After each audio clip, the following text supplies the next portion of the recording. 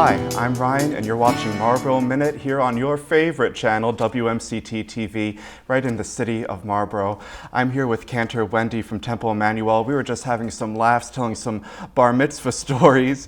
But Wendy, welcome to the show. Well, thank you. Glad to be here.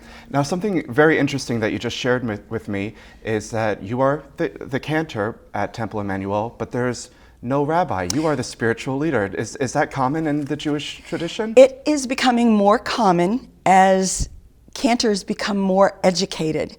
I myself was ordained as a cantor in the Jewish religion, but also earned a master's in Jewish education. So I have that additional piece of information. A lot of cantors might get a Masters of Jewish Studies as well, which gives us a little more time to study the Jewish texts and to learn about Jewish law. Interesting. Now, I know a little bit more about Christianity, and I know that there's seminary schools. What's the equivalent in Judaism? There are seminaries. Yeah? Yes, there are. Orthodox, conservative, Reform, Reconstructionist. There's all kinds of branches of Judaism. And where did you attend? I went to a pluralistic seminary. I went to Hebrew College in Newton, Mass. Okay. And it's a pluralistic seminary, which means it's not affiliated with any one branch.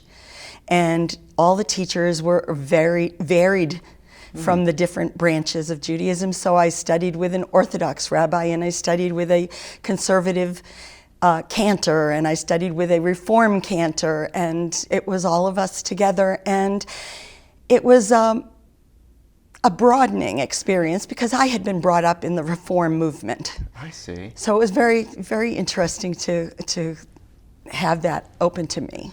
And how does Temple Emanuel define itself?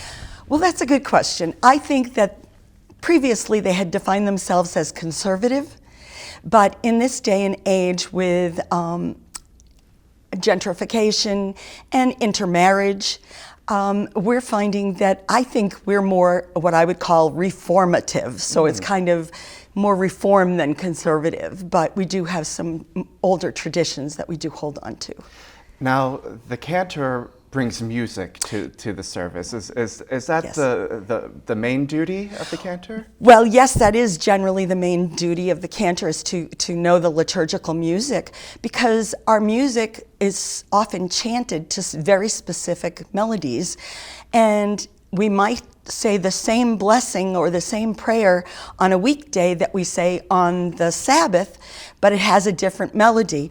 Or even the same prayer might be said on a holiday or a festival, and it would have a different melody for an evening service versus a morning service. But it's the same words with a different melody. Yes, so that if you were a Jew that was knowledgeable in what they call chazanut, which is the music, you could go into a synagogue anywhere in the world and listen and tell by the melody what day it was, what holiday it was, what service it was. Wow. It's really very, very complex. How many of these melodies exist? Is it an infinite number? Well, there's a lot. Yeah. I couldn't really put a number on it, I don't think. No. But yeah, there's a lot. And how is this music usually performed? A cappella, or do you have accompaniment? Well, I personally sing a cappella because, like I said, our temple leans toward conservative, but we definitely welcome music and accompaniment. I have friends who play guitar, friends who play drums, friends who accompany themselves on keyboard. I mean, there's all kinds of things going on with Jewish music that are bringing it into the modern day. Well, that brings us to the wonderful concert that's about to happen, and we're celebrating something big at the temple, right? Yes, we are. We're celebrating more than 80 years in Marlborough. Wow. Temple Emanuel has been in Marlborough more than 80 years. Has it always been in the same location? It has not. We bought the building at some point, and I'm not exactly sure when that was. Haven't studied up on my history, That's sorry. okay. But We own our building, and we have lovely neighbors. And it's a place where all of us gather. We gather for services, we gather for social things, holidays, and next week we're having our celebratory Cantors concert. And I've invited 5 of my friends, colleagues, to come and sing with me to celebrate the 80 years in Marlborough, but also to celebrate my 5th anniversary as spiritual leader. Thank you. As spiritual leader of Temple Emanuel. So what can we expect from this concert? Will we be hearing some of the Jewish hits, those melodies that are so familiar, or will we be hearing original music or more contemporary music? We will be hearing a variety of music. We will hear some older music. We will hear some music in Yiddish, which of course is a Jewish language that was formed with Russian or German and Hebrew. It's kind of a combination language.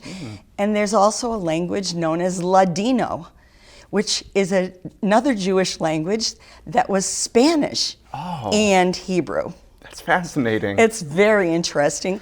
And the Jews who came from Spain and went into Greece and further on spoke Ladino, so they have their own music as well. So we'll have some Ladino, we will have some Broadway tunes. Oh, my favorite. Mine too.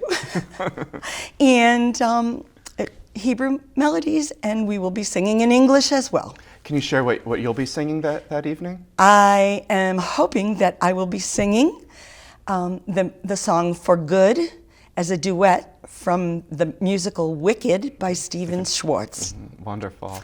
And I am also going to sing a song by Josh Nelson, who is a contemporary of mine, who is very big in the Jewish music field. And he wrote this beautiful song about from generation to generation. So even though not all of the music will be Jewish music, there's still a positive and uplifting message and theme throughout the Absolutely, event. and we're calling it the concert the music of community. Wonderful. Because we're happy to be in this community, we're happy to be a community, and we're a very loving and open community, and they have been so wonderful. These people have been amazing. Tell me a little bit more about how the Jewish community at Temple Emanuel integrates into the wonderful, diverse fabric of Marlborough. Well, I think you probably know that one of our actually acting president right now, her daughter is Samantha Perlman, councilwoman of Marlborough. Wonderful. And so Samantha is a member of our congregation, and we're very proud of her and all her accomplishments through the town. We've participated in several marches with her and activities, including Hanukkah celebration for the town.